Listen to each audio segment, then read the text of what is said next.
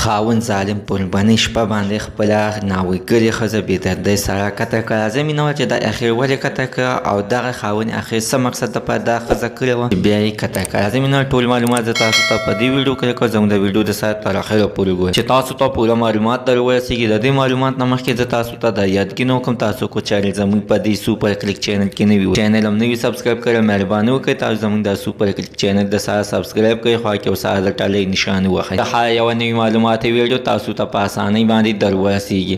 وایست او زه دغه شانته ډېر ظلمونه کېږي چې نن څنګه سایمې جنۍ سره همدغه واقعه شوې ده چې یعنې د دې واده خو په خوشحالۍ باندې وشولو.